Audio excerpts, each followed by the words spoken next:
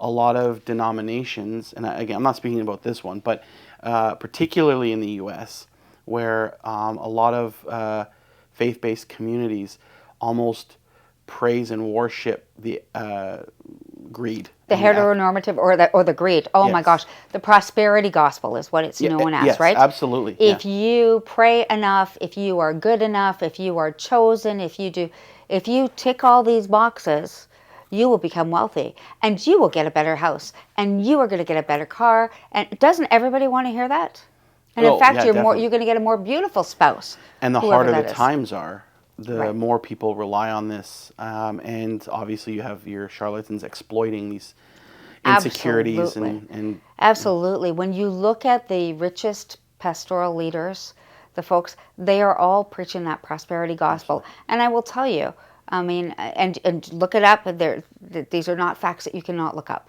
Joel Osteen is up there. Absolutely. There are also 2 or 3 that are key in there that are out of Nigeria. Yep. That are pulling in hundreds of thousands of folks. Yes. And I'm going to tell you, these aren't rich people. No, they're definitely, especially when we're talking, I mean, even in the U.S., but in Nigeria as well, these people are living off of dollars a day. Yeah. In the U.S., if you look a lot of Joel Osteen's, and there's another one, I'm forgetting his name, when you look at the bulk of the vast majority of their congregation, they come from the hardest hit, poorest districts in the U.S. And who is also voting for Trump? Yeah, exactly. Right? Yes. It's people getting sold a bill of goods, right? And being told, no, you deserve that.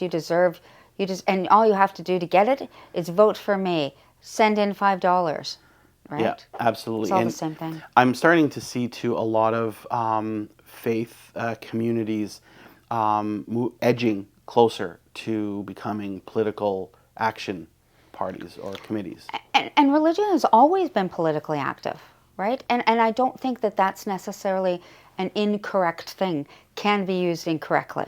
Let's be clear about that, right? Yes. So I just want to finish on this idea that wealth is a blessing from God. Yeah, going back to what we just talked about. That is not biblical. Yeah. That is absolutely not Jesus. It is harder for a rich man to get through, it is harder for a camel to get through the eye of the needle than a rich man to get into heaven. Absolutely. There are tons of scriptures around that. Blessed are the poor in spirit. Blessed are the poor. Blessed are the meek.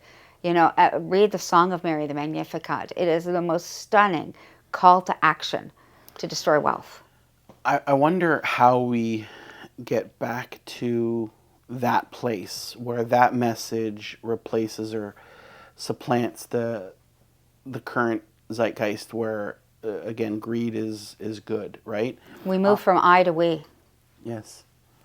Right? You know, it was interesting. I was just thinking the other day, you know, we have a whole bunch of folks, rightly so, that want to be safe in their homes and want their streets to be safe and don't want their cars broken into and want to protect what they have.